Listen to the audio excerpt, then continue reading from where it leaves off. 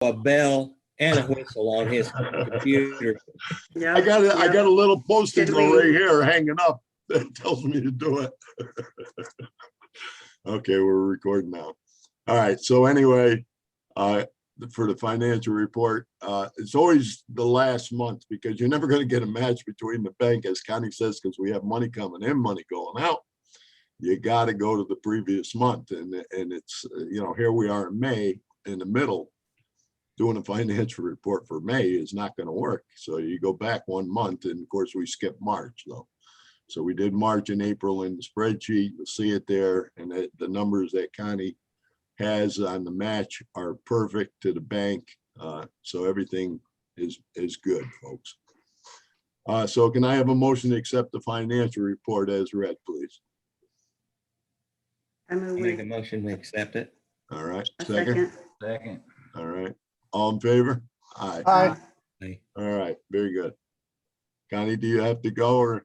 I did want to bring up one thing before I do leave. Yeah. That's anybody who's accepting members on our Facebook group, Yes. before you accept them, even though their answers are appropriate to our questions, you know, they go along with what we ask them. Please click on their profile and make sure that they are from GE as best as you can. We had one today that was posted up there. I want to say his name was George Martin, but so I clicked on his Facebook thing, and he's bogus as the day is long. Exactly. The fake one. So always make sure, because as a matter of fact, his thing was something, it had something to do with Social Security, and there was a telephone number, the whole 9 yards. And we sure don't need our members to, you know, think that, oh, there's my brother. That, let me just call him in a minute. Hang on for a second, Louis, I'm almost done, okay? Hang on. Anyways, oof. What was I saying? Oh, so anyways, he's like from Nigeria or some damn place. And then, Exactly. yeah. and I've so knocked about we- 3 of them out of there. And the Oh, perfect. easiest way to see it is to see who their friends are. Mm-hmm, mm-hmm. And if they're friends from certain areas, it's like, well, Nigeria's one. It's Yeah. like, okay, you better just pass that up. Yeah, well, one to me, one of them, he said he's a salaried person from GE in Texas. Okay, I don't know what GE facility is in Texas, but anyways, I still, you know, I always check them. And so I'm just saying, we need to be really careful when we approve members, even though they have the correct responses or the ones that we're looking for to approve them. And that's what I had to say. He answered the 3 questions, said he was from GE, from Texas, and something else, salary. Salaried person. And Well, it was salary and hourly, he just said yes. He didn't say Yeah. salary or hourly. Right. And immediately I'm looking at this, just like Connie, I clicked on the profile and I saw this guy's from someplace in Africa. I forget, Mafi or something. I forget what they have. Mumphy, yeah. And I said, what the hell? And then he's looking to get in and try to get business from our members. That's what he's trying to do. Well, Okay. Well, scam. All I'm right. gonna get off here, okay? All right. Thank you, Connie. Okay, thank you. All right. Bye-bye, everybody. Bye-bye. Bye. Bye, Connie. Bye-bye, guys.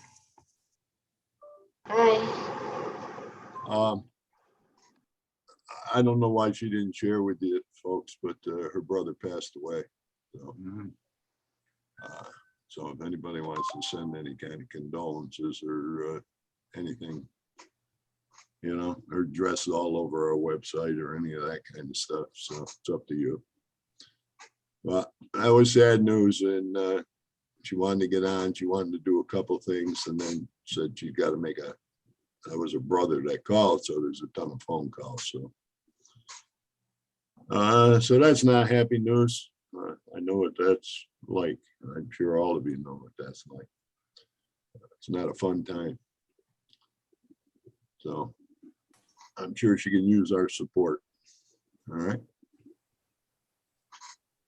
All right. Hard to switch gears from that. You know, I feel for her. Total donations and contributions, which I have up on the screen right now for 2021. I always give you an update. This is as of 5/7. Our fundraising drive, remember, always starts in the previous year around October, exactly October 20th, 2020. We have 129 contributions. If anybody remembers going back, our highest year was the year of the lawsuits. We got 250 contributions. We've never hit that again. And it's, you know how tough it is to get contributions. So the total amount so far, you know, Stripe, PayPal checks is $53.99.72. If it wasn't for our carryover, folks, of $7,500 from the previous year, we wouldn't even meet budget. And we're in, and if you looked at the spreadsheet at all, look at March and April, or maybe April, May, we're in the red. So that means we're eating our carryover. And we're only at May. We're eating our carryover money up now. We've already spent that $53.99. So I'm going to do another post for fundraising and give the people the straight facts, and hopefully they'll step forward. Usually do after I do a post. Sad thing is most of the people I give are the ones that already gave. You know, they're generous. We have some very generous people, as you see in the paragraph, the next paragraph. 12 gold and 27 silver and 87 bronze. If it was, you know, bronze is the basic level. So, you know, our fundraising goal was 15,000. We're at 12,899. That's with the carryover. Remember that. That's the $53.99 plus the 7,500. And I think our tentative budget, I looked at it the other day. I think that was at 13. That's why we set the goal at 15 to try to bring in more money. So, you know, again, you got to understand that we're operating in the red right now, really, basically, without the carryover. Carryover is kind of, Charlie used to hate it when I used to say this, but it's kind of our reserve fund. Because if we go into 2022 and we have no reserve, well, what do we do then? You know? So I just wanted you to understand that. That's in a bullet item down below too. But as long as I'm covering it here, I figured we'll do that. So that's where we stand money-wise. Again, I'll do another post and we'll see where it goes. The idea, one of the ideas, of course, is if Benestar gets their act together and gets going, we'd start to bring in income from there. We'd get more members. And if we get the group health care thing kicked off, we get the $10 or $12 per participant a month. And that will bring in revenue. But we'll talk about Benestar. And I got a meeting at 2 o'clock with them. All right, so old business, as I told you, it's all reviewed in the minutes of 311 and 310, I should say, agenda 311. And also in the minutes at 310, and it gives you the links where those are if you want to look at them, or I sent them to you email too, but they're there. So there's no sense in going over that. You know, I used to have a whole section and kind of be like the new business, but it was the last meeting. So we'll just jump over that. That stuff's there. So new business, again, what we're talking about is the foreign main initiatives we have going on in 2021. And the first is the Benestar update, you know, trying to get this group healthcare plan, post-65 healthcare plan going.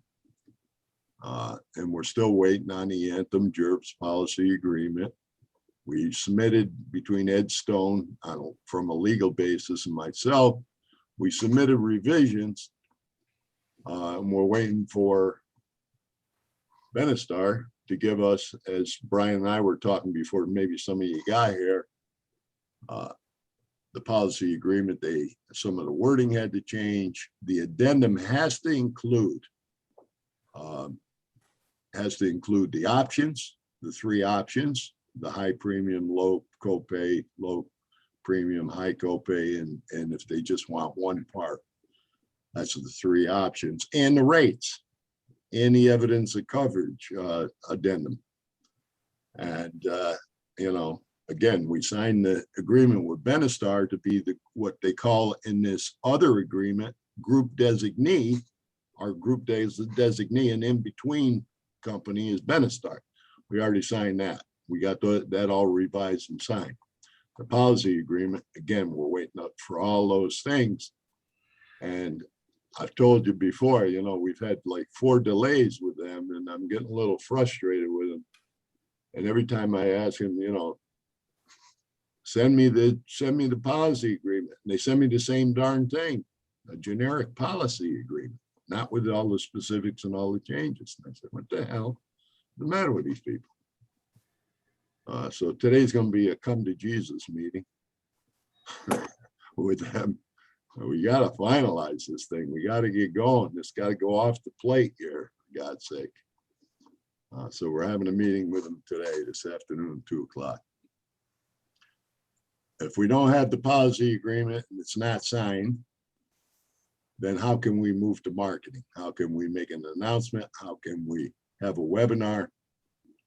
You know, this Paul, that the software guy for Benestar is phenomenal.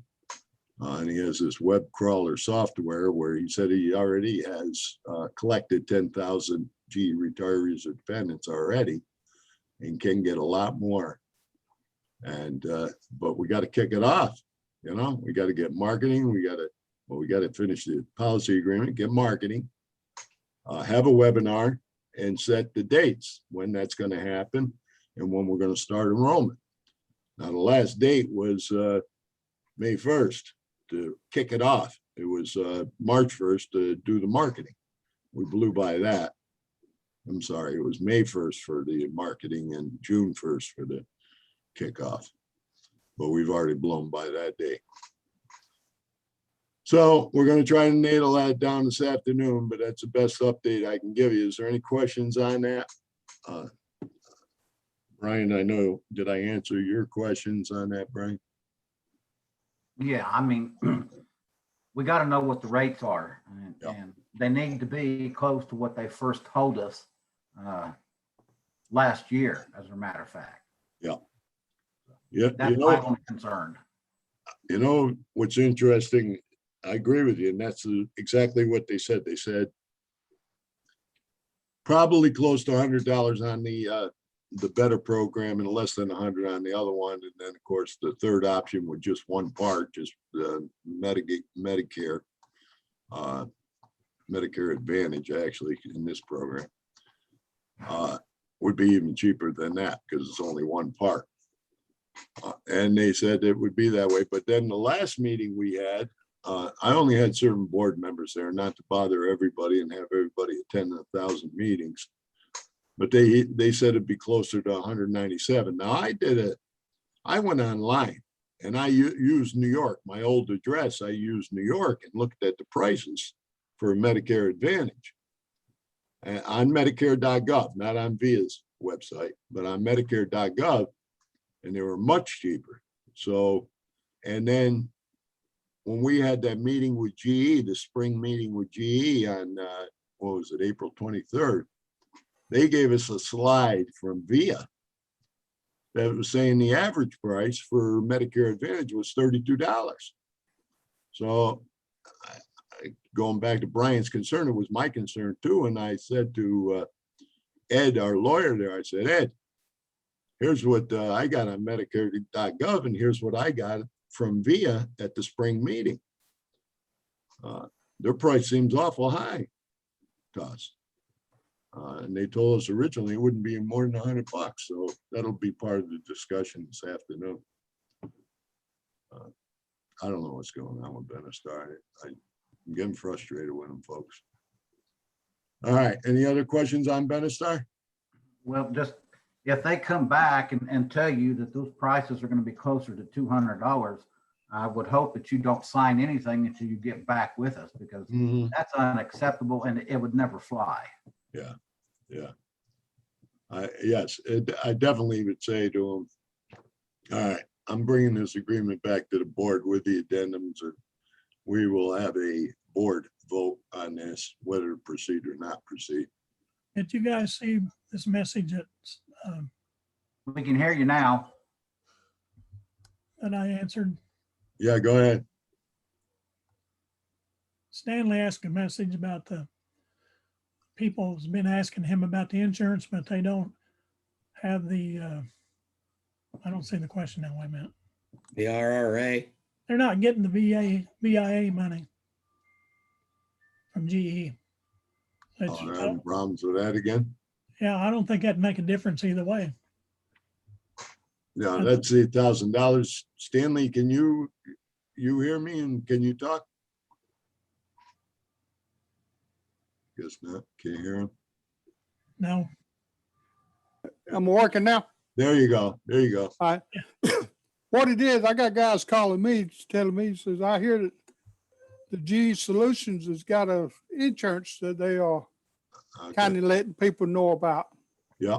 And I'm saying, yeah, we have, but we hadn't got the information. And they telling me, well, we got meetings next week with VIA to set up this insurance because I'm turning 65 and I got to get my supplement.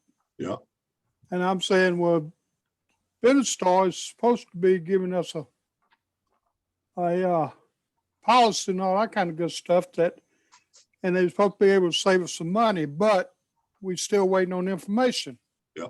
I mean, these guys can't sit out here in limbo and not get insurance, waiting on Benestar to give us something. That's right. If Benestar is not going to step up and give us what we need, then we need to tell Benestar to go fuck off. Excuse the language. I You're think right. we've heard that word before, some of us. we'll say that was a blimp on the tape. Yeah, how do you do that? How do you mark that on a video? Don't record that, Betsy. I mean, You're not alone, Stanley. I got a bunch of emails and I keep telling Benestar, you're losing customers here. You're losing customers, Now, the thing to remember though is this, Stanley, and maybe you forgot, but, and sometimes I have to remind myself, they can join this plan at any time. It doesn't have to be at open enrollment or even after they just turned 65, if they want to switch to a group plan from an individual plan with VIA or on Medicare.gov individually, they can do it still. So if it's a better price and better benefits, they could do it. But the thing is, once people get settled in their insurance plan, and we've seen this even with Benestar, we say we could save you $1,000 a year, let's say. And they say, no, I'm all set. I don't want to fool around and change and do all that baloney again, Exactly. Right, Stanley? That's right. It's confusing enough when it starts anyway. Yes. And, they get frustrated with it. And, I'm telling my guys, people I know, hey, this is supposed to be a good plan. Yeah, I know. And, I made the mistake of announcing it on our first date. And I got tons of emails. I got over 120 people that wanted to attend the webinar and all that. And then canceled that one. Then we canceled the second one. Then we canceled the third one. Now we're canceling the fourth one and we're going into the fifth try to set dates. But this has got to stop. I told them, one, you're affecting the credibility of our group. We can't make announcements and people are out there waiting and you keep postponing. So, I think that's the biggest thing, John, is they are affecting credibility. People yeah. don't want to join the group because of it. Yeah, I agree. I'm going to lay it on the line with them. Believe me, today I'm going to lay it on the line, and I'm going to tell them the board is very concerned. Also, you all expressed your concerns that this is not the way it should work. We've been patient. Listen, I know when we first started our due diligence with Benestar. Remember, I was moving from New York, trying to sell my house, trying to get down here, I had to move twice down here. And I delayed the process on due diligence, but not on the finalization. But now they're delaying the finalization already. We're into May. And it was supposed to start at January 1st, the first time. So 5 months, they've been delaying this thing and, you know, I hope they don't try to throw that in my face because I'm gonna go off like a volcano at them. I'm telling you. I've had it, folks, and if I'm hearing you guys correctly, all of you, it's time for them to step up to the plate or else. John, you do know that there's other companies that do this, right? Yes, yes, and Ed has some contacts and he said, John, we could do a backup. You just give me the go ahead and we'll do the backup. He says, I got Cigna is ready to jump in and another company to do like the web crawler and the marketing and all that. It's got a million contacts, you know? So we can go to a different plan. It just, you know, I was just hoping these guys would just finish this damn thing. When they keep sending me the same generic agreements, I said, what's the matter with them? What's the matter with you people? So anyway, it's been frustrating and it does affect our credibility and it has to get finalized. Last couple emails I said to them, I said, here's your deadline date. And I put today, 5/13. This is your deadline date. You either give us the agreement and we move on to marketing and kicking this off, or doing the webinar, marketing, do the webinar and kick it off, or else we're gonna start looking elsewhere. I think this has got something to do with actuaries, and I'm not really sure what they're wanting or Yeah, asking that they're not getting. But I would bet just about anything that it's probably got something to do with some actuaries that either got some questions about us or something. I don't know what. yeah, I think you're right, Bob. One of the things now, Don says it one way and Glenn says it another way. Glenn wants the census. He wants the numbers to give to Anthem. How many people are eligible? How many people do you think have an interest? How many blah, blah, you know, the actuarial stuff. Don says, oh, no, don't worry about it. Just give us their name, their telephone number, their email and blah, blah. No, the actuaries are insurance companies use to set rates and all this kind of thing. Exactly, but you gotta have some of them want defined groups is what I'm saying to you. They want a defined number. Like, Well, what are you talking about? a lot of them want all the ages Yeah, are going to be exactly, in the group and exactly. all those kind of things. Yes, they That's do. that's the things that actuaries work with. Yes, And, that's what I'm saying. The specifics of and our, we're offering them none basically to get started because we don't have any. Yeah. So well, we never collected that information on our registration. We only collected the 3 questions: salary, what plant. we don't know who would want to sign up. So we don't have. Well, have no way of like I having- told you, I have 122 that expressed an interest. Yeah. But beyond that, they're saying they already collected in the web crawler 10,000 that they will try to solicit. And that's the numbers I assume that Anthem will work from, you know? And they'll have more specific information, Bob, too, you know, age, date of birth, social security, all that jazz.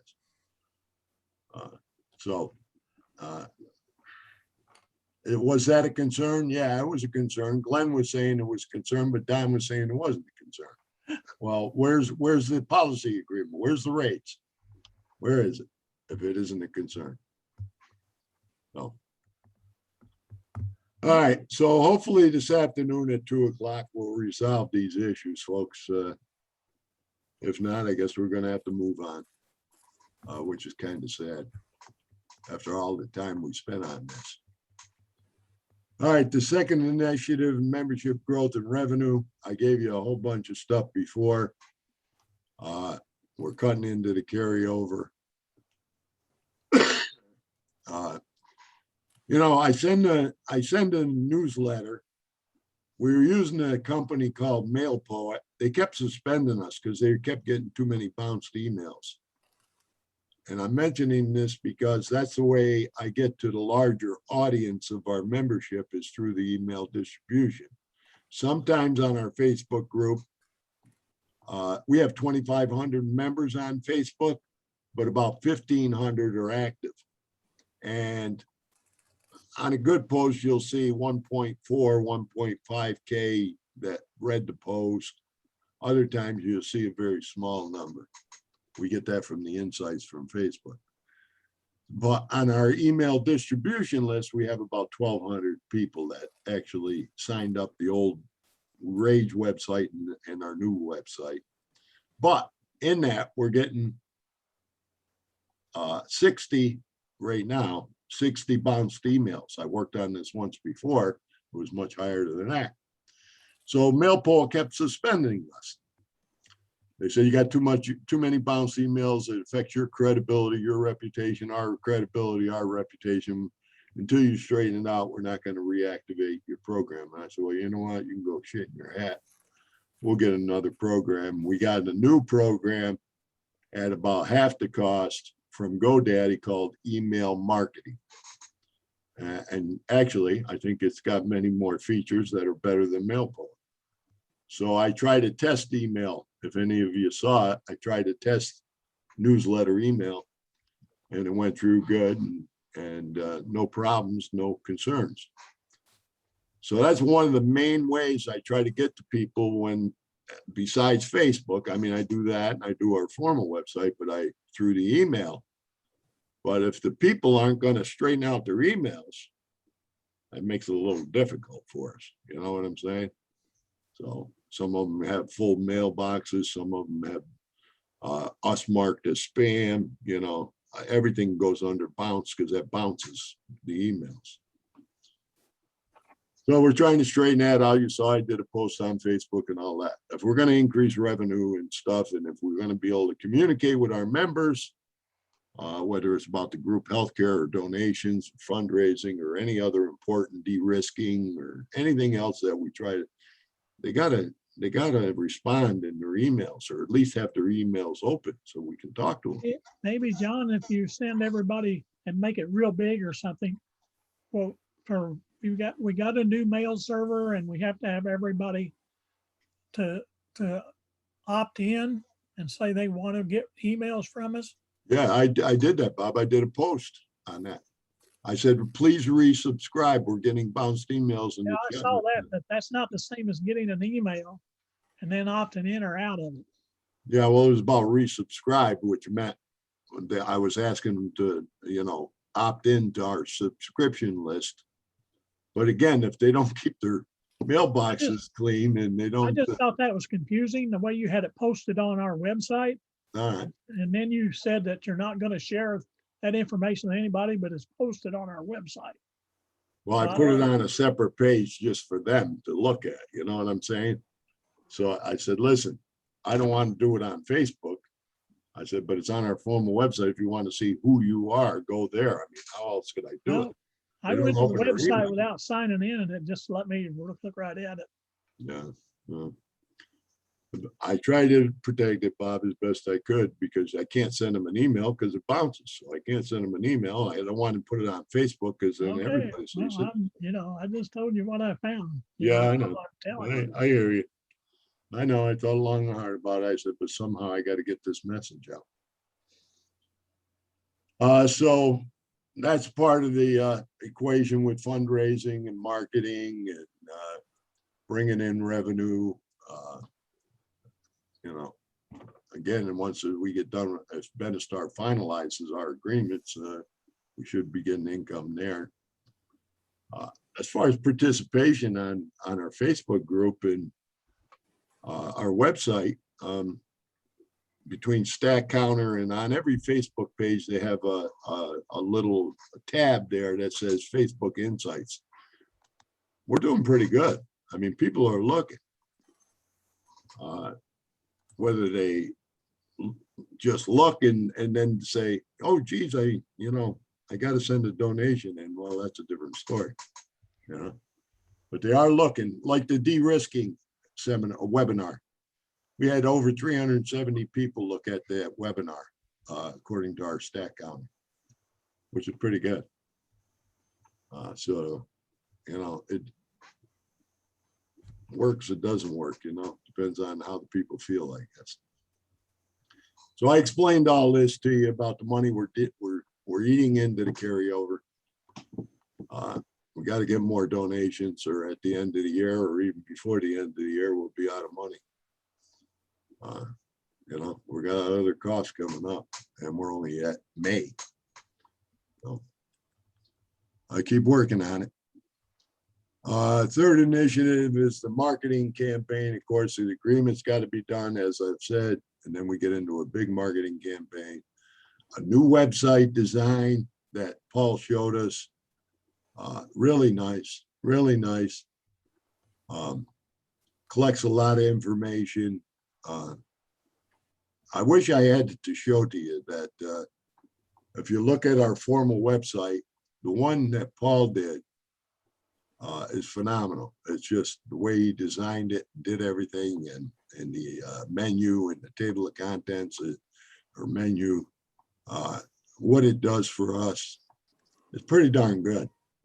But until we sign that agreement, we aren't going to see that new website either. And that's this marketing, most of this marketing in this new website is all on Benestar. They're picking up the cost. That was part of the agreement with them. So they're going to try to hit key GE areas, and they say they definitely could probably get up to 50, 60,000 people to sign up in this web crawler, blah, blah. That's what they're saying. I try to get the retiree reps and groups excited about us. I think it becomes political and territorial with these guys. They think we're trying to take their members or try to take money from them. You know, we work strictly on donations, folks. They get a lot of them get some union support, you know, the retiree reps from their various union, national or international unions. We don't. We operate strictly on donations, and we have expenses to cover. But they see it sometimes as political. We're trying to take over, or we're trying to take money, which we're not. We're trying to be a central resource, central hub, share ideas together. So I don't know how to break through that, to be honest with you. On April 23rd, we had the meeting with GE. I'll just mention this to you. And we were talking about pension de-risking as one of the topics. Healthcare is another topic, other things, but pension de-risking. And I told them we're getting very concerned about this, our solutions group. And one of the retiree reps started questioning me and saying, well, what's your strategy? What are you going to do? I said to him, what do you think you're doing? You think I'm going to discuss this in front of the company? You know, I told the company we have a lawyer. If we have to take, to protect the pension, if we have to take a hard stance, we will. And he wants me to talk about our strategy in front of the company. I said to him, listen, if you want to talk to me on the side, if you want to talk to me privately, I'll gladly talk with you. I said, did you go to the web, look at the webinar? Did you even look at it to see what we presented? Because it will raise the hair on the back of your neck where they're headed with this pension de-risking. And he didn't say nothing. He quieted right down after that. But this is the kind of instead of working together as a big group, all the retiree reps and all the unions, all the retiree chapters across the country, you know, we're not united. And I keep trying to unite them, and they just keep thinking I'm trying to be the kingpin, you know. All I want to do is have a united front against GE when they do this kind of stuff. So that wasn't a pleasant experience. And Connie was there. I don't know, Bob, if you were there, Brian was there, but kind of just had to shut him down. And they said to me afterwards, you know, what the hell's going on with him? What's that all about? I said, nah, it's like bullshit I've been facing with these guys since we started. They think we're trying to take over the groups or something. So that's what we're fighting. when we talk about marketing and getting this message out, whether it's about healthcare, pension de-risking, or anything else. They are too supportive right now. I don't know what else to do with them to get them to be supportive, because they got quite a few members, each one of them. We do get good response from all over the country. I won't say that, but it's not like we're getting support from their leaders to say, you know, gee, this solutions group's a good group, join up with them. You know, if you can make a donation, make a donation. They're really fighting hard for us. They got a lot of benefits, a lot of stuff to offer, but they don't. They won't do it. Kind of sad. Kind of sad. Any questions on that? But we'll kick off that marketing as soon as we get a policy agreement. Then we'll start to kick off the marketing, and we'll find out this afternoon. In the backyard. What the heck was that? That was my alarm going off in the backyard. Somebody moving around. Uh-oh, Contractor. you got a burglar out there. Get your gun. You got a family of skunks moving in? No, it's usually cats all the time. Ah, that sets it off, huh? Okay, so that the marketing plan, and that's where that stands. We got a lot of great things that we can do. We can't do them until Benestart finishes the policy agreement. All right, and we want a date. I keep giving them deadline. Date. Give us a date, you darn people. Fourth initiative, pension de-risking. You know, Ed did the presentation. It's all on our website. I put it in a couple different spots with links so people can find it easy. There's a post on our Facebook page that people still go look at it. We're trying to raise the awareness. You know, you've heard me say it. You heard me say it in the webinar. Geez, nibbling. Athene is one of the biggest moves they made so far. Athene is part of Apollo. That already raised the hair on my neck. Athene holds the money offshore in Bermuda. That raises the hair on my neck. This is a vested benefit versus the lawsuits for healthcare. GE always argued it wasn't a vested benefit. And got the judges and courts to agree with that. But pensions are definitely seen as a vested benefit protected by ERISA and PBGC. So if GE keeps screwing around and they say at the next contract, let's say, we're going to de-risk everybody. We're going to put everybody into an annuity. Well, I think we have a good legal bet. And Ed agrees. You know, he said it'll be a tough fight, but he said it is different than the healthcare. So Ed is supposed to come in at 12 o'clock and just give us a little bit of an update about Athene. There's some new news with Athene. So he's going to just give us a little update on that. Any questions on that pension de-risking? Everybody understand the concern there? Y'all attended the webinar and everything else. You know, GE says no, but you know, again, on April 23rd at the spring meeting with GE and Vient, of course, I brought up this as one of our concerns too. And the guy that's the head guru for GE there was there for pensions. And he said, oh, I don't know nothing about this being offshore or any of that. So I said, you don't, huh? You don't know nothing about it. Really? I said, well, we got a lawyer involved. You got a lawyer involved? I said, yeah, we got a lawyer involved. His name is Ed Stone. Say that again. He wanted to write stuff. So, you know, and I presented it to the board of directors for the annual share owners meeting via letter. So they're well aware of that. We're watching. And if they go off the grid here, off the rails, we're not going to just sit by. Again, I'm trying to get the retiree reps excited about this or raise their awareness, but they're acting like nothing's going on.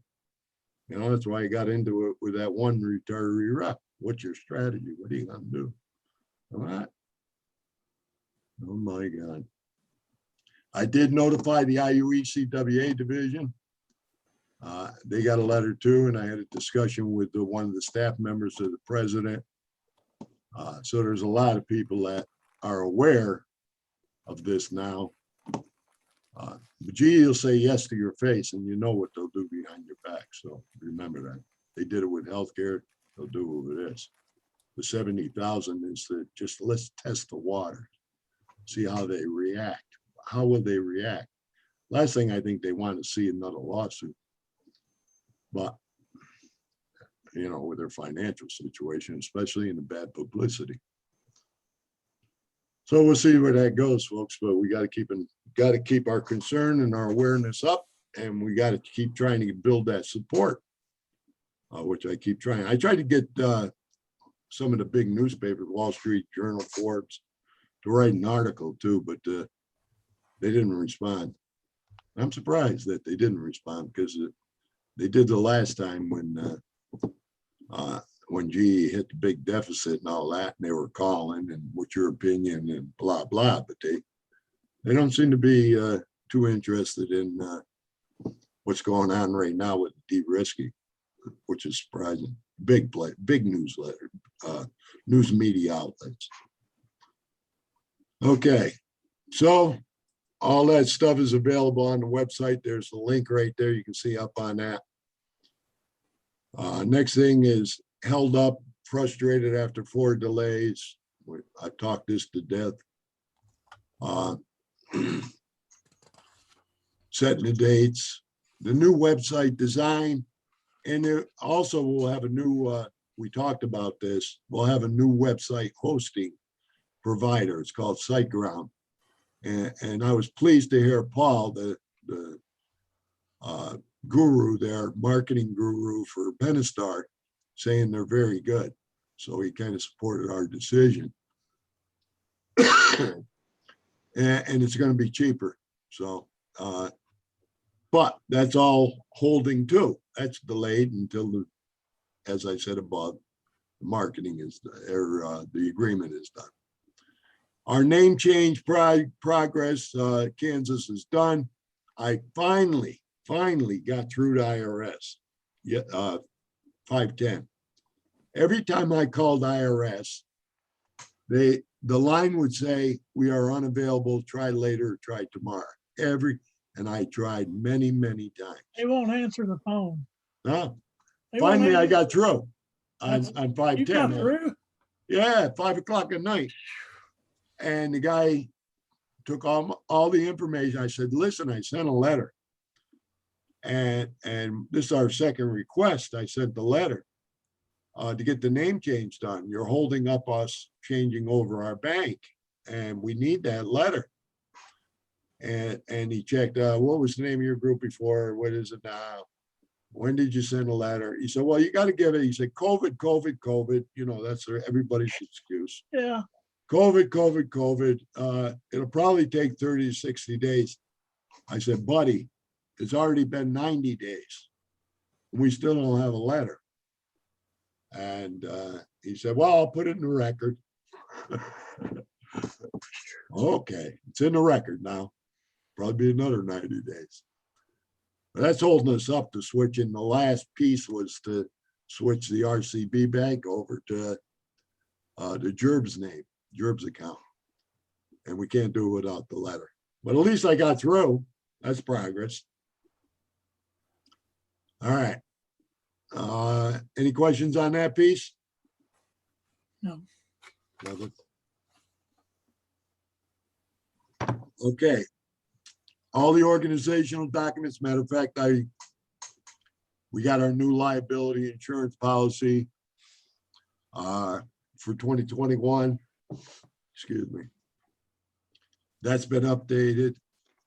I'd like to get the IRS letter, that'd be updated. Everything else that had to be updated on there on the officer page is updated. Very important section, that organizational documents, because if anything happened to me or Connie, you know, you got to know where to go to get the documents, and they're all there on that page. So that the board, if the board had to dissolve or do something else, you'd need to know where those documents are. So they're all in that one spot. Okay, any committee reports? Betsy, you got anything on communications? You're muted. Yeah, I know. No, I don't have anything to say. Okay, Except I did do those 2 sets of minutes. yes, the 2 minutes there, yeah. And Brian, you got anything on benefits or benefit advocacy? Okay, nobody's contacted me directly with any problems or concerns, anything like this. I do monitor our Facebook page as well as the other GE retirees. There are questions being posted, and which they should be, and members are taking over and answering them for them.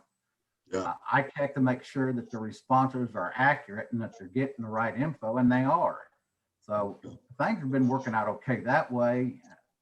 The only time that they would really come to me is if they come up against something that's just too tough and they need direct correspondence. Then that's when I would take over, and that's not happening right now. So Okay, that's quiet on my front. all right. Okay, outreach or collaborations, Rodney, anything?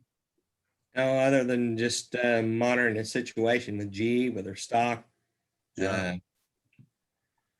It was a good thing that the stockholders stood up and said, look, you don't need to be getting a big giant raise Yeah, when we're trying to get out of a hole.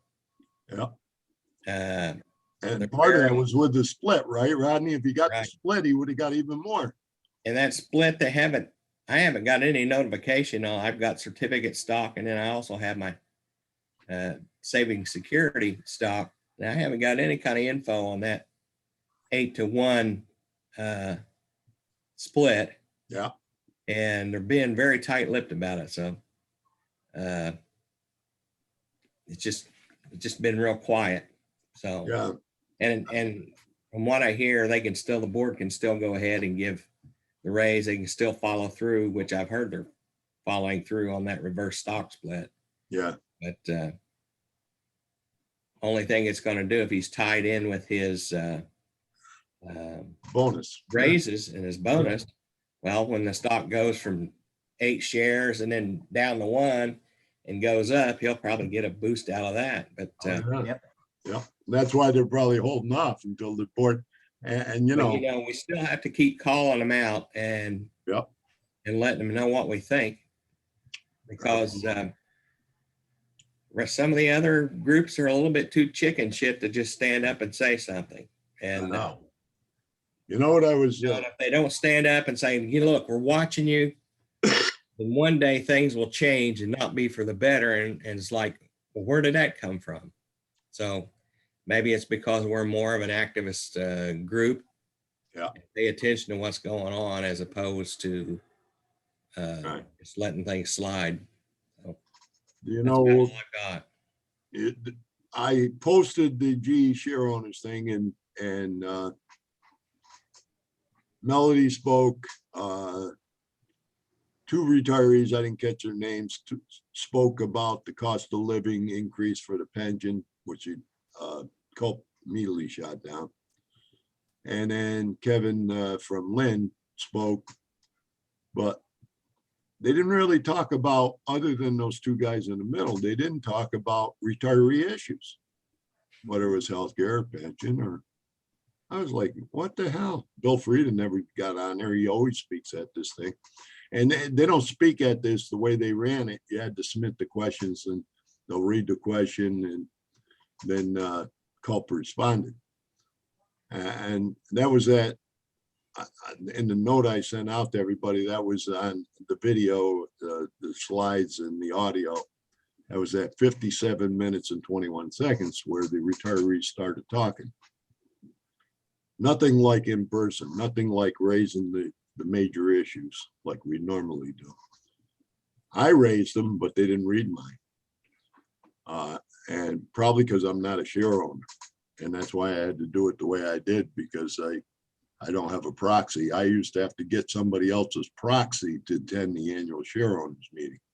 I'd be a designee for somebody else.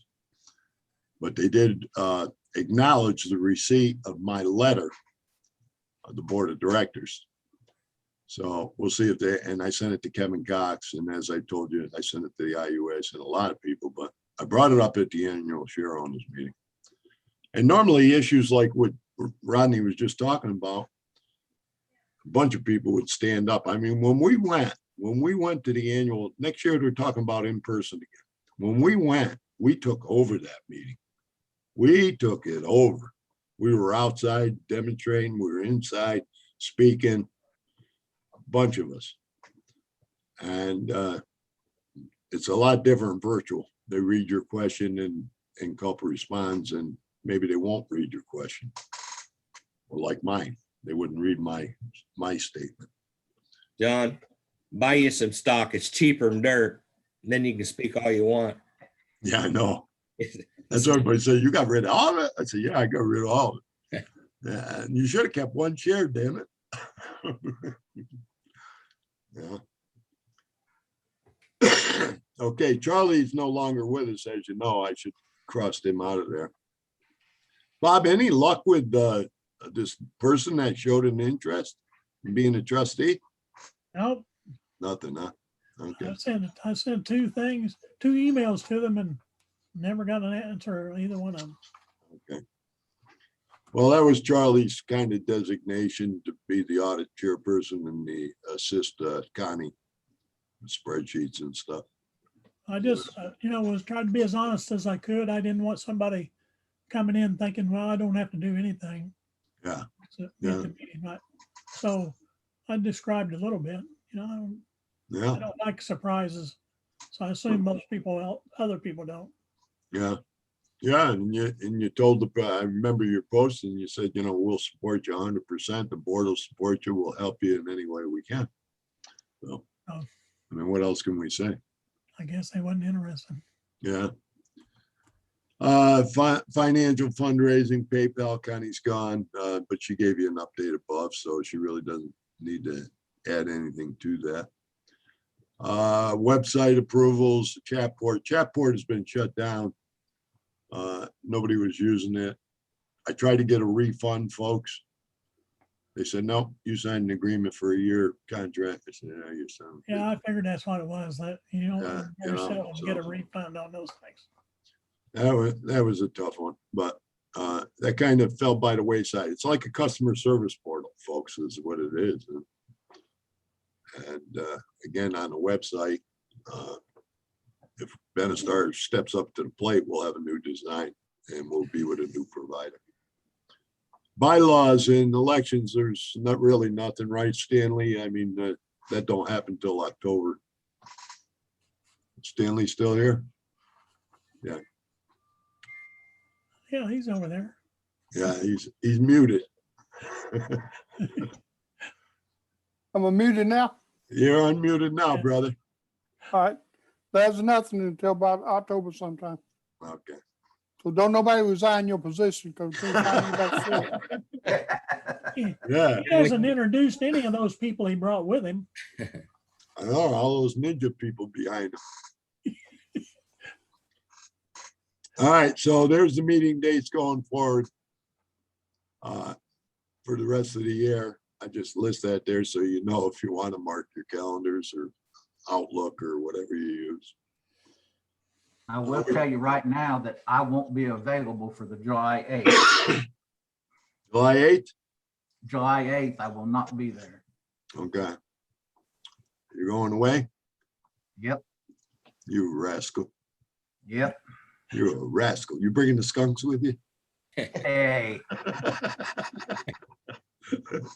You get a vacation? Yeah. Holy shit, I get about day, maybe once every 2 weeks. Other business, we already talked about Chatport. We talked about the trustee position. We talked about the computer.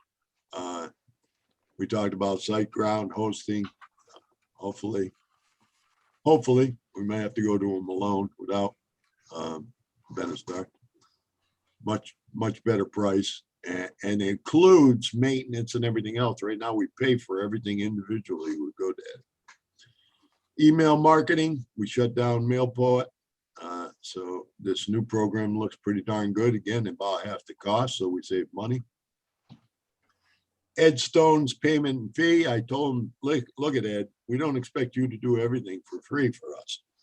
You No, know, I understand. I'm just trying to figure out something that works. Yeah. And not, I'll take care of that today with you later. I have a few options we can discuss. Yeah. If I billed you by the hour, you'd get crushed. I know. I told you, go easy on us. I know. I mean, originally Ed said to me, well, oh, no, you're helping me with a lot of stuff, blah, blah. But I said, hey, wait a minute, you're representing us in a legal situation with Benestar and all that stuff. You got to get paid for that. We don't. Well, expect- it's hard to price, nailing Jello to the wall. It's a hard thing to kind of figure out. I hear you. I'll give you a price, $1 an hour. Well, my son says that people like Ed are true believers. That's what they, That's it. that's what they speak in lawyerese, I guess. Yeah. Yeah. We'll figure all that out. Yeah. I'm Besides, sure he is, or he wouldn't be messing with us.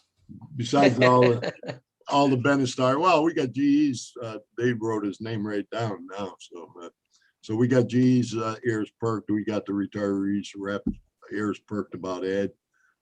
Yeah. About Benestar with the group health, all the rest with the de-risking there, we got it right to IUE and everybody else, so Ed's done a lot of work for us, folks. Thank Ed you. told me he'd rather be an advisor, not a board member, which there was some concerns from some board members anyway, so I think that's a good decision, Ed. Yeah, what I've done in the past with other groups is I sit in on board meetings and I even make suggestions. I just don't vote. Yeah. And then that way I don't create any potential conflicts. Right. And that's But exactly. I do agree, and have an agreement to the effect that, anything that's discussed at the board level remains confidential and protected so that, if anybody asks me, I say I was there as a capacity as a legal advisor, so it's all privilege. Right. Absolutely. Yeah. Don't be talking about us behind our back. Every once in a while to the press, but other than that, no. Brian, I still got to get you hooked up with the RX help centers. I'm sorry, but I've just been so damn busy. I haven't been. That guy sent me an email back and you went on vacation, remember? Yeah, I'll also let you know that I'm gonna start undergoing skin cancer treatment. So I'm gonna be in and out for a while. August will be bad because I gotta go through a major ordeal. So we'll see. Well, sorry to hear that. Oh, well. Good luck. All right, Yeah. man, good luck. Ed, you weren't here, but Connie's brother died today, I guess, or Oh, last. So she I'm left the sorry. meeting early. I'm sorry to hear that. Yeah. I guess he had some health issues, but I guess he had what do you call it? Heart attack, a massive heart attack. No, that's too bad. Yeah. Yeah. Ugh. I got to get a hold of Paul from Benestar there, the computer guru guy. Right. He talked to us about, and I'll ask him this afternoon. He talked about a perks info page too, as part of that whole marketing and putting it on the new website and all that. And I just wrote this note in here, so I'd remember, hopefully, Ed, and you can help me if I forget, but Ed'll be at the meeting this afternoon. Bob, are you coming at 2:00? Yeah, I'm okay. Brian, you're gonna be there too?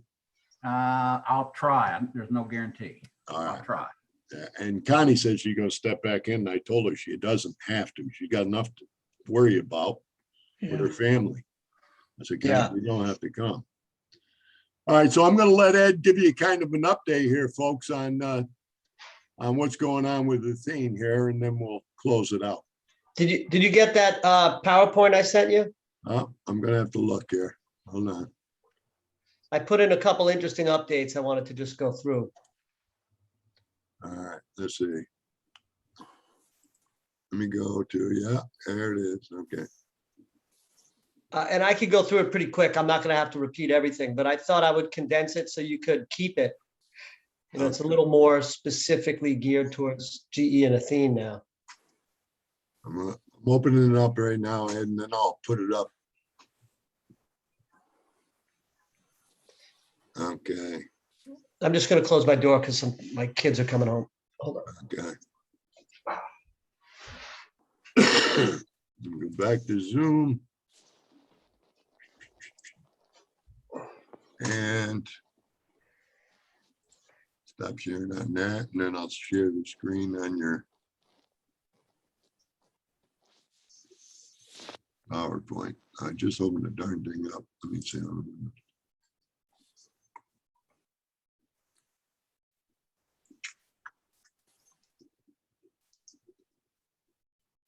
There it is. Okay, I got it. You seeing it? Yep, there you Okay. go. All right. All right, so, you know, you could, I think what we can do is keep going. Yeah. Because you've seen this before. You can keep going, Okay. keep going. All right, go one more. That one? Yeah, we can start, go one before that. One before it. Yeah. That one? Okay. All right, so, you know, I talked to you last time, so we don't have to go over each of the slides again, but what we really talked about is what happens when companies offload their pension obligations by purchasing a group annuity contract. And as you know, I think it was 2020, GE offloaded a bunch of its obligations by doing a deal with this company called Athene.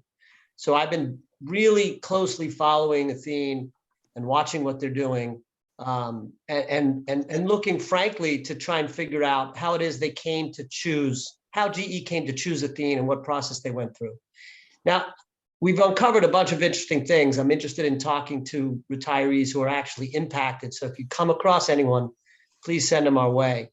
But what we're also looking at are the other players involved. It seems like State Street is always this independent fiduciary that makes a determination that Athene is the safest available annuity provider, which is a requirement of the Department of Labor.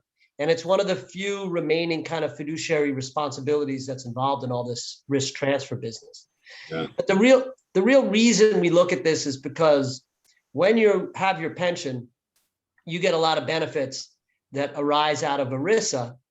And when you lose it, when they go into an annuity contract, you lose uniform protection from creditors, ready access to the federal courts. That fiduciary standard that applies under ERISA no longer applies. And one of the main differences is you no longer get any financial disclosures about what's happening to those assets. Now, when GE purchased that annuity from Athene, that was purchased with assets that were in the trust. So they were pension assets. So they gave those pension assets to Athene, but once Athene got them, they no longer have to report them. So GE retirees have no way of knowing how well Athene is doing because they no longer produce financial statements. And then lastly, that hugely important change is that you no longer have access to the Pension Benefit Guaranty Corporation. John, could you hit the next slide, please? Yep. So here's just a chart that kind of looks at both of them. I'm not going to go through them all in too much detail, but the difference between the federal protection and then what happens at state law is very significant. And the real important thing to remember is state laws are non-uniform. That means your guarantee of coverage amounts depends on what state you reside in when the insurance company goes into liquidation or becomes impaired, depending on state law. Guarantee association coverage is also capped per individual per lifetime. And it's very, very important to remember that under the McCarran-Ferguson Act, the business of insurance is relegated to the states. So there's some interesting things that I'll hit in some later slides about what recently happened with MetLife that we want to keep an eye on. So if you hit the next slide, John. Yep. This slide I just included again so you can have some highlights. It kind of compares what PBGC benefits look like and shows you the difference in annual benefits for a 65-year-old versus a 75-year-old.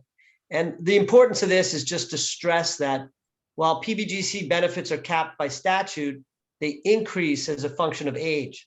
So the older you are, the more money you get on an annual basis. And it grows to almost $200,000 a year by the time you're at age 75. Now, for the the other folks who were recently de-risked, there were relatively small monthly payments. So they'd be well within the PBGC limits. But these limits are still quite significant, particularly when you compare them to lifetime limits that you get with the state guarantee associations. And also, state guarantee funds are not funded. They only assess their members when they go into an insolvency and coverage is triggered. So that's a real big thing to take a look at. And they're limited in how much they can assess their members. And it's generally based on how much premium they write in a year. John, you could go to the next slide, please. Okay. So, the reasons that you care, and just in terms of the losing of the federal protections and the loss of creditor protection and the lack of ERISA, the real concern that we have, especially with Athene, is that, when I first started doing this, Prudential was the biggest player in the business by far. Over the past 5 years, Athene has been gaining ground more and more.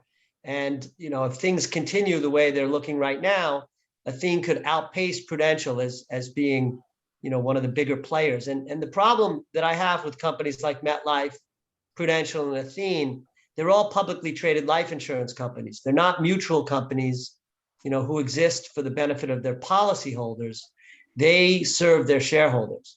So whatever they can do to manage their earnings to make them look good and improve their stock price, they'll do. And that's why it's my belief that they've been engaging more and more in financial shenanigans. MetLife got busted, if you will, for a servicing disaster that I think was not a disaster as much as it was a deliberate attempt by them to not locate retirees. Essentially what they did was they sent 2 notices 5 years apart. And if they didn't get a response, they just decided that the people were dead. And the real key to all this is not about just the fact that they only sent out 2 notices. It's that they pulled a huge amount of money out of reserves that they upstreamed to their parent and they distributed to shareholders or they used to pay salaries. But nobody's really looking at this stuff. And, when a pensioner gets hurt, it doesn't sound like a lot of money, but when you add thousands and thousands of them together, it does add up. And it looks like MetLife replaced about $500 million that they had pulled out of reserve. So that was the real economic impact. So essentially, they decided, because they sent these 2 letters and they didn't get a response, that all of the annuitants were dead. So they took the money. And when they got caught, they got a modest fine relative to, how much they actually took. But they were forced to put money back into reserves, whether it was directly forced or just because of the publicity. They contributed a whole bunch more. And then they also faced a number of lawsuits. What's really interesting is that they created this thing called Project Chestnut, and they got a subpoena from the Department of Labor. The Department of Labor wanted to get more information about what they've done to improve their practices. And they're resisting the subpoena, and they've alleged that the Department of Labor is overreaching its authority because it wants information about what they're actually doing and how they're improving their processes, because MetLife still services an enormous amount of pension payments. And by servicing, that's really the manual process of paying each pensioner. And, they have a very large servicing operation, and they've taken over business for lots of other companies. So that's what the Department of Labor is looking at right now. And there's a lot of tension going on. So this tension just came up recently. So as we discussed, General Electric transferred $1.7 billion in obligations related to about 70,000 retirees. It's mostly for small payments, but that's the start. And I think that they're going to continue to do it. So for many years now, I've been looking at Athene because I followed their creation after they purchased a bunch of different businesses. They're a holding company based in Bermuda. They were recently fined by the Department of Financial Services. And what's interesting about the deal that they did with GE is they are using 2 different companies to make those payments. It's either Athene Annuity and Life Company or Athene Annuity and Life Company of New York. Essentially, what New York was after was they want everybody who does business with policyholders in New York to have that business go through the New York company. So they're subject to regulation by the Department of Financial Services. Athene did it through their Iowa holding company and not through the New York company. So they got fined $45 million. And I've been in touch with the Department of Financial Services about pension risk transfer generally, and I'm trying to get them to chime in and take a position with respect to state regulation, particularly in New York. But the other thing that we're looking at, which I spent a fair amount of time talking with John about, is this business of Athene being owned by Apollo, and Apollo announcing that they're taking over 100% of Athene. And what this chart right here shows you is one of the main reasons that I have concern. And the reason it's a concern is that all these arrows really point to these companies offloading risk, but offloading risk to affiliates. So when a company cedes reinsurance, they transfer a certain amount of assets and they get an IOU back from the reinsurer. Now, if it's an arm's length transaction with a solvent reinsurer, there shouldn't be a problem. But the problem with what Athene does is they cede 80% of all of their annuity risk to Bermuda, to an Athene annuity of Bermuda. And the total amount ceded that I was able to track as of December 31, 2020, was close to $87 billion. So that means $87 billion is being held in Bermuda, and Bermuda is not subject to the same type of regulations as the Delaware and the Iowa regulated companies are. And so one of the things that I'm trying to do is to shine a light on this practice and get folks to either bring those assets back on shore, or at the very least report on the same basis so you can compare apples to apples. This chart here you haven't seen before because it's brand new, but this was an analysis that a forensic fraud examiner did at my request. But really what this shows is the percentage of higher risk assets that Athene is holding. And it's quite significant. And the reason that this is important is because Athene likes the annuity business because they think of it as sticky capital. They think, they get a chunk of change and they have a long time to make payments out to these pensioners. And then they invest that money and they believe that they can make a good return. And that's fine if they do make a good return. And remember, all their investments are being managed by Apollo. And we'll talk about that in a second. But if you look, go back to the other one, John, please. Thank you. But if you look at the higher risk assets in these categories, I'm not going to go into all of them, but I can describe a few of them for you. RMBS is residential mortgage-backed securities. And CMBS is commercial mortgage-backed securities.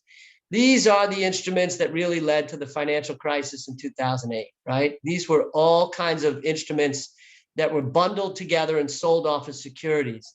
And they really fell tremendously in value when there was no more liquidity in those markets. Now, these assets aren't all bad, but the percentage of the concentration that they have is enormous. That's $15 billion that you have there. And the reason that's important is this company only has $1.5 billion in surplus. Surplus is that buffer that you use to cover the risk that the invested assets are not sufficient. And meanwhile, they've got $15 billion in mortgage backs. They also have lots of affiliated bank lines. That's important because it's, again, circular transactions with affiliates. And they've also made $8.7 billion worth of mortgage loans to fill the kind of gap that the banks left when they left. So the purpose of all this is the total amount of assets that I would consider high risk is enormous at $31 billion. It's particularly enormous when you compare it to a modest surplus of less than $2 billion. So this slide shows kind of the new wave of insurance company, offshore holding company, and captive reinsurer. In the case of Athene, both the holding company's offshore and the captive reinsurer is offshore, and in both cases they're in Bermuda. But the triangle is important, and that's the key part, because all of the asset management is done by Apollo, and Apollo is now becoming the sole owner of Athene. So, it was a cozy relationship before, it's becoming even cozier, and I just simply don't have a lot of comfort in Apollo in terms of they're looking out for policyholders. No, not at all. All right, now this slide is a little crazy, but it just shows how circular this whole business has become. And it's particularly prevalent with publicly traded life insurers. And they do this because they want to use the capital for other things, and they don't want to hold it against their liabilities. So they tell the regulator that they don't need it anymore, and they should approve these reinsurance transactions. And they do this over a period of time. So it's not done all at once. But when you look at the sheer volume, it's getting to the point where it's staggering. And it's time that I think people take a serious look at all this stuff. So the next slide is my favorite slide. Every time I do a presentation, the number goes up. The last time I did the presentation for you guys, it was around 178 billion, which is a big number. The most recent deal that was done was an Athene deal with JCPenney, and that was 2.9 billion. So already, just looking at the first quarter of 2021, the numbers close to 181 billion dollars in liabilities that have been transferred to insurance companies. And there's only a handful of insurers that are doing this business, with Prudential and Athene being the biggest right now. So that really gets to what our focus on is. We need to address these things at the state level. On that other slide where we talked about Operation Chestnut and MetLife argued that the Department of Labor was out of line because ERISA no longer applied. And that's what I've been preaching for the past decade or so. And so, MetLife came out and said, hey, we're not subject to this oversight by the Department of Labor anymore, because this is now an insurance annuity, so leave us alone. And our whole thing is, no, you can't be left alone just because you did a deal like this. You got to look after these retiree assets, because if you don't, we're going to find out when it's too late to do anything about it. Right, and then you add to that GE with their reservation clause, and they say, well, we're not responsible to you people or retirees or retiree groups or unions, and we'll do what we want to do. Well, the reservation of rights clause is a little bit different. What's very interesting is that medical benefits and life insurance are considered welfare benefits, and welfare benefits are not considered vested benefits. That's right. Pensions are considered vested benefits. That's right. I said that to the group earlier, Ed. Right. So the reservation of rights clause applies more to the benefits that are not vested. You're not allowed under existing ERISA rules to cut pension benefits. But the way they got around it is they say, we're not cutting the benefits and we're not terminating the pension plan. We're amending the plan to kick out a certain number. In GE's case, it was 70,000. We're kicking out 70,000 retirees by purchasing a group annuity contract. So it doesn't even implicate the reservation of rights clause, because they say that they're not changing their benefits, but they changed the character of the benefits. They've divested you of the federal protections you had under ERISA. They have taken away the PBGC coverage. They have taken away your ability to get an annual statement and have any visibility into what's going on. And really, they've left you completely in the dark. And they don't, on that, even though it's a vested benefit, don't we, as a group, a retiree group, or as a union, or the IUE, CWA, or the other unions that are involved, don't they have a right to say, listen, I know you say we can't negotiate for retirees, but it's a vested benefit. Therefore, you have to talk to us. Is that? Well, union issues are different, because the union issues all depend on what happened in collective bargaining. Yeah. So the unions have to collectively bargain for retiree rights, and that put it in the collective bargaining agreement. If they don't, then the union members are at risk, just like any other retirees. Most unions will put in things about collectively bargaining pension benefits, and they should. And I believe GE has, or the unions. I know GE has a number of unions that are implicated. Yeah. But I believe that those are still collectively bargained. But at the end of the day, the issues are still the same, right? If GE wants to get rid of certain liabilities, they want to offload it. And what's real important is that what the big companies are doing is they're starting to manipulate the way they do their accounting, so they're allowed to de-risk, because under ERISA, you have to have at least 80% funded level in order to do a pension risk transfer deal. And you'll see, if you look at the financials, that a lot of the companies that are looking at de-risking are very, very close to that 80% level. And, there's a lot of monkey business going on right at the time that they're trying to get off risk to be looking like they're 80%. And that holds true for GE and a bunch of other large companies. Right, because there's two different numbers there, isn't there, Ed? There's insurance, interest rates and discount rates and all that are in one side and the uncovered piece. Well, it's the adjusted rates were adjusted under something called MAP 21, which allows for companies to use a long duration segment rate. So it's really like an average discount rate over a 25-year period, which is an artificially high discount rate in today's interest rate environment. But the PBGC doesn't allow the use of those adjusted rates for purposes of determining funded status. So when you get your 5,500 at the end of the year and your annual funding statement, you'll see in the supplement, it'll say using adjusted rates, and then there'll be a separate section that says using unadjusted rates. And that's what shows you how underfunded the plan is. So there's no doubt that GE's principal pension plan is significantly underfunded.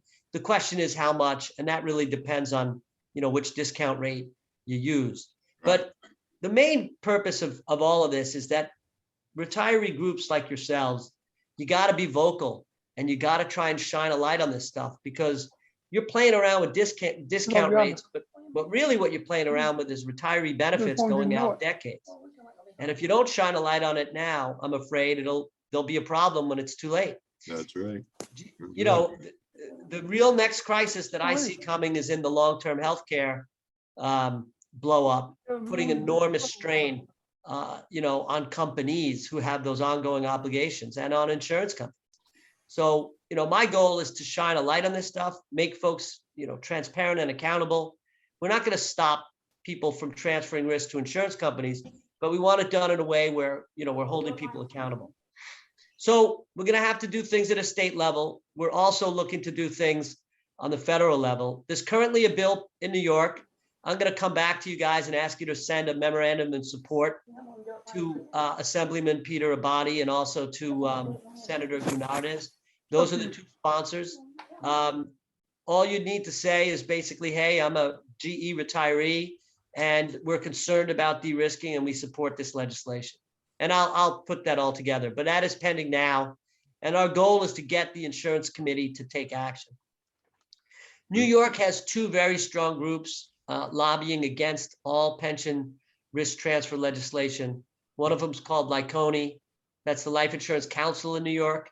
They work hand in glove with the ACLI, which is the American Council of Life Insurers. I speak to both of them fairly regularly, although they don't like me because they know I'm trying to protect the retirees and trying to make them transparent and accountable. And insurance companies don't like disclosures, and they don't like to be restricted in their ability to transfer obligations to other insurance companies. As you can see, if you track Athene's growth over the years, you'll see kind of all the different deals that they've done and how they grow by acquisition. So to that end, I've created this association called Retirees for Justice. All of you are allowed to join for free. I urge you to join. There's no charge. It's going to be a lobbying vehicle. We're working on all the details now. We've just started and put the website live. So we're really getting started this month. And we're going to promote state legislation to protect retiree earned benefits. And we're also very excited about our draft Retiree Protection Act. That's really going to be an amendment to ERISA to restore the protected purposes that Congress intended when ERISA was signed into law by Gerald Ford in 1974. Unfortunately, over the years, the federal courts have really eroded ERISA's protected purpose, and we're trying to take a stand on behalf of retirees and say, hold on a second, we need this strengthened. At the state level, our issues are really simple. I've laid them out on this slide. There's no reason why retirees should have their pensions subjected to creditor claims. They were protected under ERISA. They should be protected under state law. Subsequent transfers, the risk of an Athene transferring their obligation to the Eddie Stone Annuity Company. Believe me, you guys don't want that. No, they want John Phelps Company. They want the John Phelps Annuity Company. I feel really strongly about disclosures for two reasons. One, I think if your pension does get transferred to an insurance company, you have a right to know how those assets are doing. They're supposed to be invested for your benefit. And you should know how they're doing. And you don't need a lot in terms of disclosures, but if you just knew how they were performing relative to expectations and whether or not there were any changes in assumptions, actuarial assumptions or otherwise, you should know that as you go and not find out when it's too late to do anything about it. Also, and perhaps more importantly, if you shine a light on what's going on, it's going to be harder and harder for people to use these offshore vehicles and these wholly owned captive reinsurers to hide risk. We don't want risk being hidden when it comes to pension payments, because retirees, as you guys know, the older that you get, the harder it is for you to replace retirement income, and losing it at a time when you're older and dependent on it could be a real catastrophe. And that's why this is an issue that we get a lot of support when we do take it to the legislature. We just have to fight some pretty difficult opponents. Guarantee association coverage issues, we're not going to change the coverage amounts, but we want to highlight these issues so consumers know where to go to find out how they're protected if they should ever need it. And there are ways that can be done pretty easily, but the more you highlight this, the more folks are going to take this seriously before they do the transfers.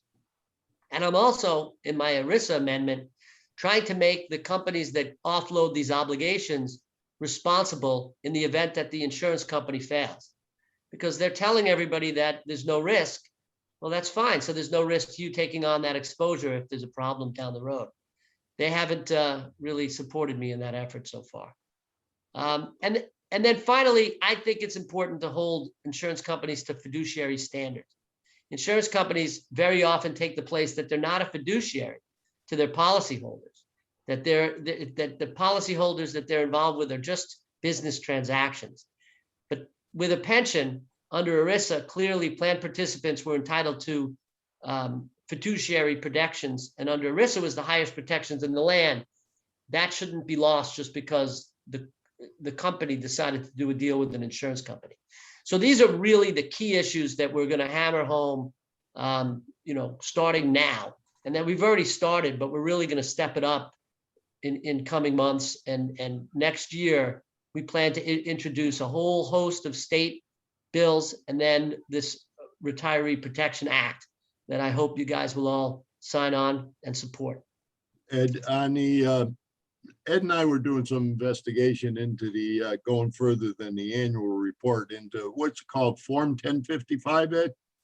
5,500, 5,500. 5,500, okay, Right. 5,500. And I'm telling you, folks, if you looked at that, one thing that just stood out to me, and I asked Ed about it, is, and Ed'll say something to it, is that the number of people that they have signed as fiduciaries on there, like Towers Watson Willis, who also runs our VIA benefits, these people are all intermingled. They're all intermingled, and you see Yeah. all the different names signing these forms. And that they have State to Street, file. State Street is another one that appears in every transaction in a bunch of different capacities. So State Street is the company that opined as to Athene being the safest available annuity provider, which Yeah. is a Department of Labor requirement. State Street also manages all these assets. But in Yeah. their disclaimer, they say we're doing this solely in our capacity as independent fiduciary. Yeah, yeah. Now But they're not independent. Yeah, they're not independent. They're already doing contract. There's conflict of interest all over the place. All over the place, all over the I said, place. oh my God, when we got into that, I said, here's another thing that you could always bring up if we ever had to file a lawsuit is they're not independent.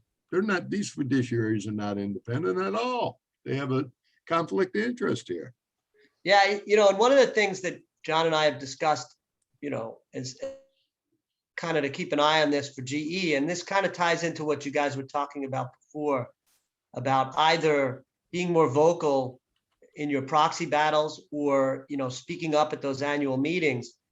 Retiree issues resonate with Congress and with members of state legislatures because they're concerned. They don't want retirees to have a problem and to lose their pension benefits because they don't know how they're going to take care of it if it happens. And more members of Congress are realizing that retirees also represent a very big voting bloc.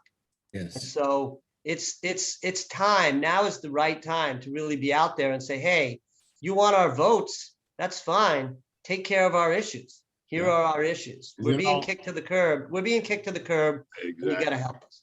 We got kicked to the curb on healthcare, and now they're trying to kick us to the curb on pension. We have, as Ed was saying there, there's 400, about 400, I think it's 385,000 retirees.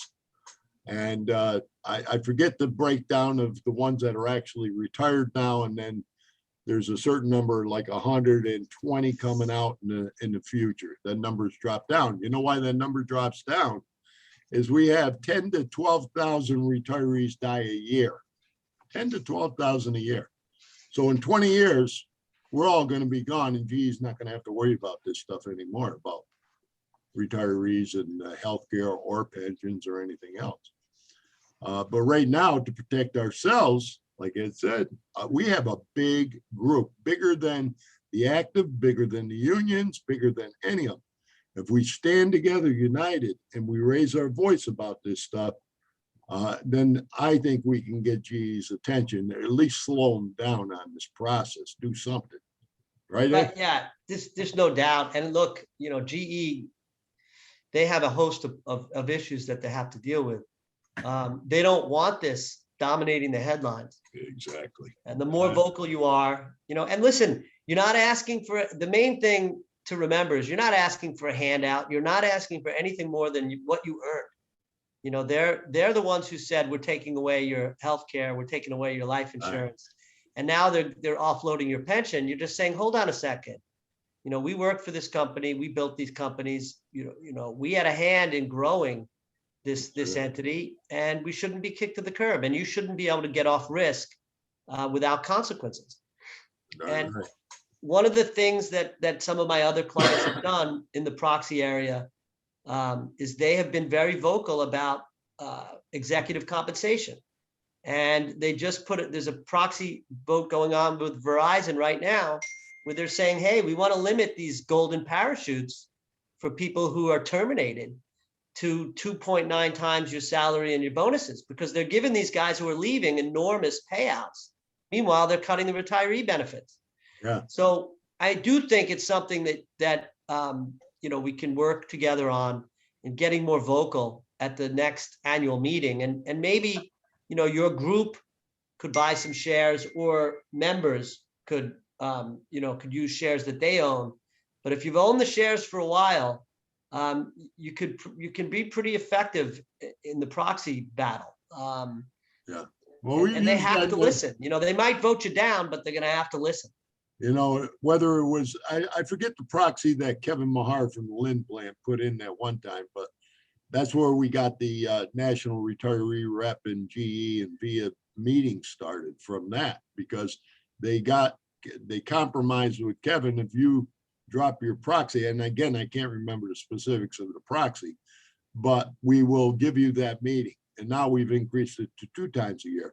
But I agree with you. We got to have that presence, and we got to know that that's one of our strategies as a proxy at that annual meeting, because we got to confront them. And that's a strong way to confront them, is through the proxy. It's absolutely a strong way. And, many shareholders will support those efforts.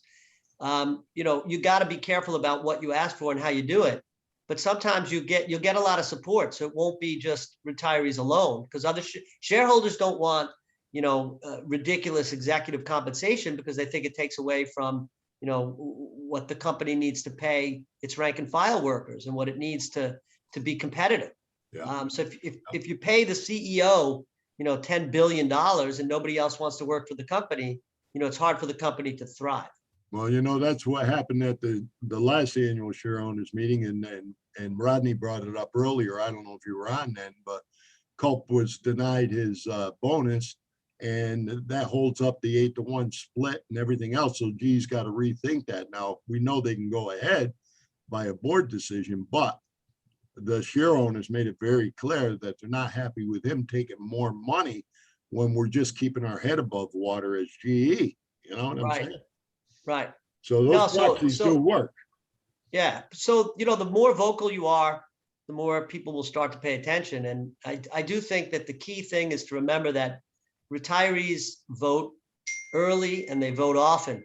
And folks are starting to take notice. And that when you ask somebody in Congress to do something, you know, and you're a constituent, it's hard for them to ignore you. Yeah. You know, particularly when you can say we're speaking on behalf of hundreds of thousands of retirees, because they're worried about getting reelected. Yep. And the same at the state level. You just got to go to the right place. And that's where, you know, Retirees for Justice comes in. I mean, we're going to direct retirees to the right people and Right. give them, we're going to give them the tools that they need to, you know, focus on the issue. But it's really retirees speaking out and reaching out that's going to make a difference. Now, Ed, when you're looking for that statement from our group, you know, I assume you're gonna construct the whole thing and then present it to us, and we'll decide as a board to support that. Yeah, absolutely. You know, and we have a stake, folks. Obviously, that's why we brought Ed in.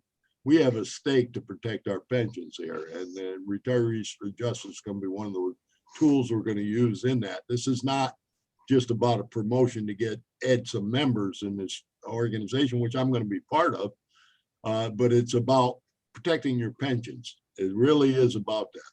You know, Yeah, that's and, our, you know, that's our goal. we're looking to raise money from outside folks, right? We're really looking for Retirees Justice to be a platform for retirees. So we're there to advocate for retiree issues, whatever they may be. I will tell you the healthcare issues are tough.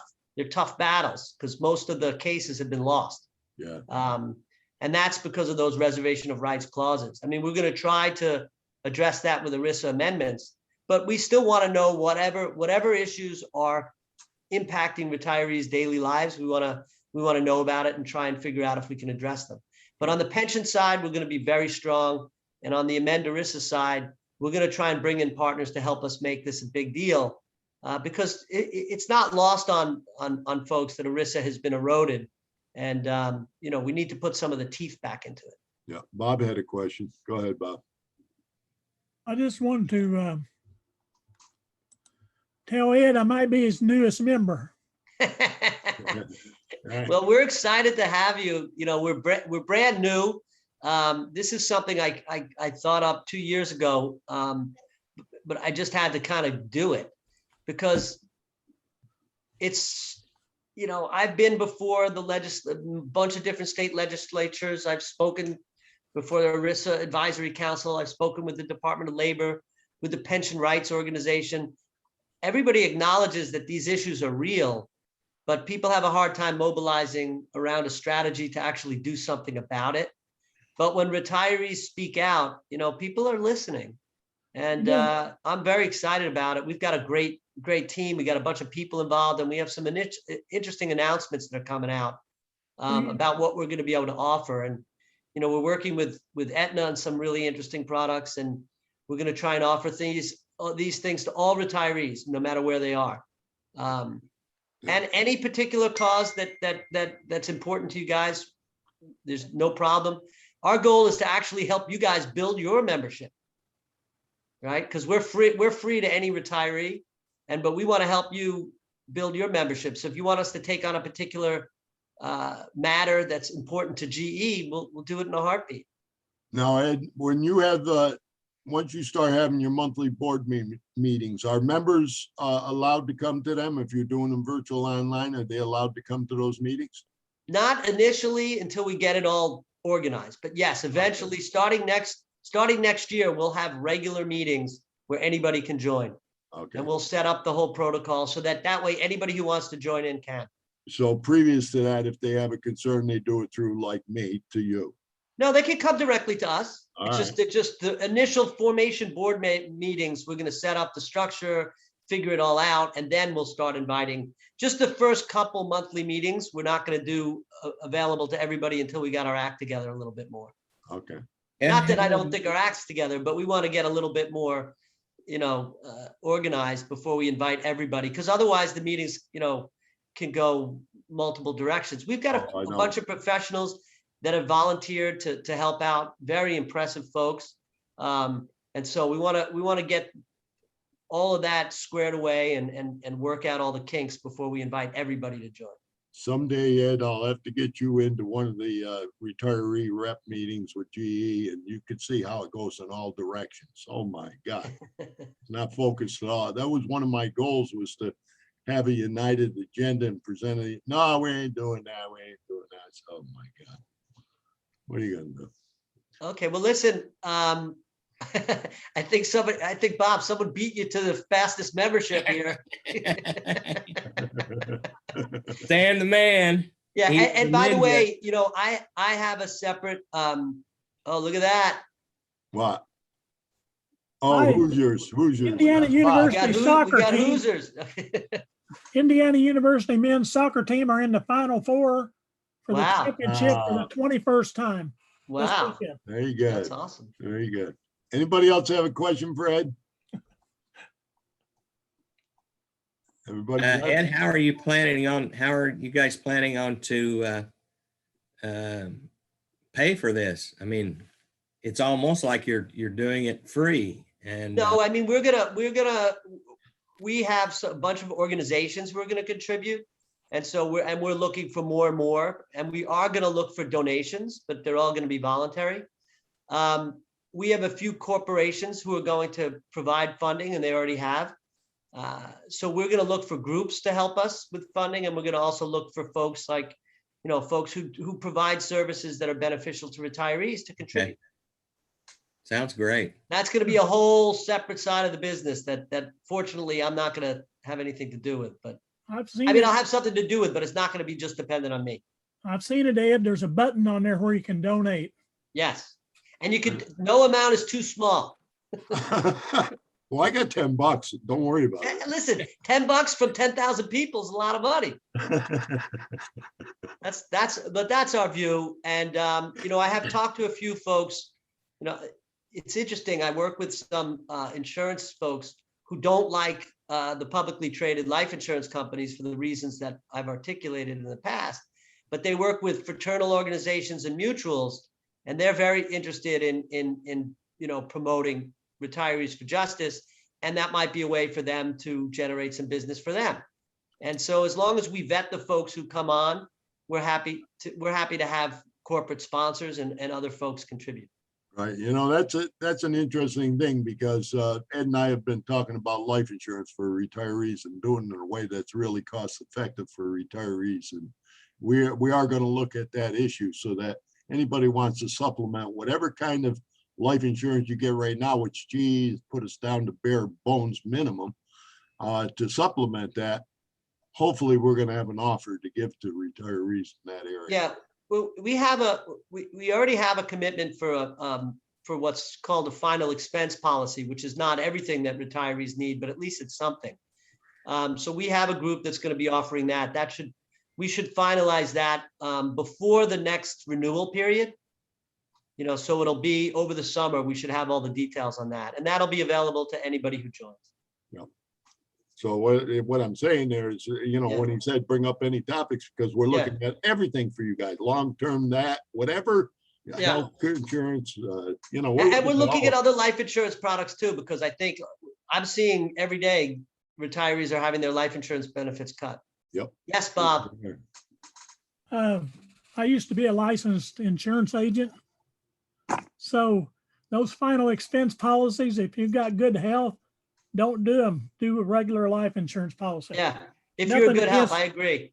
It's Nothing just a against good, that, but no, I just think it's something that, it's Yes. mostly something for people who have their life insurance cut. yes, So for example, I represent the, a group of DuPont retirees, and Dow DuPont spun into 3 companies. They spun into the new Dow, the new DuPont, and an agricultural company called Corteva. And as soon as Corteva took over, they cut their life insurance. So some of these guys are 86 years old, can't qualify for any life insurance, Right. never got any additional life insurance because they had that. For their family, a final expense policy makes sense. just never hurt people. Oh, no. Always help them. No doubt. And and we're going to, I agree with you, by the way, for younger people, you're much better off buying something, that you can buy in the open market. I had a real good policy. I'm trying to think of the damn company right now, but William Penn. I had 175,000 coverage and I was paying like 100 and something a month which was, I thought, phenomenal for the amount of coverage I had. But once I turned 70, adios, you're gone. Get out. Well, 90 plus Bob knows 90% of all term policies lapse, so. Yeah, Yeah. yeah, lapse. Well, I could have kept it. I could have kept it, Ed, Very but I few would have had go to to pay. 80, but after that, you're done. I would have had to pay $500 a month if I wanted to keep it. It gets a lot worse, John. Yeah. Oh, it gets worse. The 86-year-old I talked to the other day, I mean, he was downright, he was downright upset because, if he had known when he was 50 that he needed a different policy, he could have gotten something cheap to take care of his family, or he could have gotten a whole life policy. Yeah. And paid in a little bit and at least had something growing over time. Yeah. And he did Most- nothing. Most people who are carrying term policies can convert Yeah. some or all of that to a regular life policy without health questions. So that's a very valuable asset. Even though it goes away, you can keep some of it without Right. answering health questions. Yeah. Right. And at least you can get it into something that you can use for what it's intended for, right? Yes, yes. Bob's our life insurance and our Medicare expert, for our group. I don't like the term expert. Well, I know. I don't like you that don't. term. Connie knows a lot about the Medicare, Medigap stuff too. But- More- used to But more also, than- Bob, to the extent, we have any life insurance options that we see, I'm happy to share them with you and get your feedback. Because Yeah. I want things, Sure. I only want things that are useful for retirees. If they're not useful, we'll get rid of them. Yeah. You got any questions? I'll be happy to answer them. That'd be great. That'd be great. Well, really what I want to see is what people will offer, because what it comes down to in my experience is what are you getting and what does it cost? That's what people really want to know. Yeah. But you raise a very interesting point, and we can definitely educate people about that. And we might even put in a section just about, useful facts about life insurance, because a lot of people don't understand it. Nah, But that's right. even if you could convert without having to go through a medical exam, it might be expensive, but at least you're getting what you want and you know it's going to be there if you need it. Yes. Anybody else got anything for Ed? Anybody? Good to see you back, Connie. Hey, Connie, Hi, how are you? I'm good. Sorry to hear about your loss, Connie. Thank you very much. Appreciate it. All right, well, if there's nothing more, if anyone has any questions, you can always reach out to me at any time. But otherwise, I look forward to continuing to work with you guys, and let's see if we can't get this Benistar thing done. Yeah, 2:00. Well, I'm telling you, we're gonna lay down the gauntlet here, brother. I know what you're going to say, John. I have no doubt. Thank you, Ed. All right, guys, good talking to you again. And you Thank you, haven't Ed. been on long enough to hear, maybe you did hear, but the board is 100% behind me and we're tired of waiting for these guys. No, and I don't know if you told the board, but I've been working on an alternative behind the scenes Mhm, mhm. that I'm looking at for Retirees for Justice. And I told them that the GE folks might get frustrated with what's on the table, and we may be able to roll this out sooner rather than later if it doesn't work. So we're working on alternatives. Yeah, Bob. Thanks, Ed. Okay. All right, guys, good talking to you. All right. Thank you. Take Thanks. care. Thank you. Bye. Bye-bye. Let me shut this off and, okay, so that's everything we need to cover. I know we took a little time with that, but I wanted to give you an update about what we're doing and. Is it still recording? Yeah, Yes. I think so. Okay. Why, you want it off? I don't care. I just wondered if you wanted it on. Yeah, it's still recording. This will be I think, one of our longer meetings, but we had so much to do, so much to cover. I'm sorry about that. And believe me, I've been in so many darn meetings and so many calls and so many write-ups and stuff. It's just crazy. It's been crazy these last 2 months. But it should get better, should get better. Until Benistar says, okay, we're ready to roll, and then it's gonna get busy again. Drive me nuts again.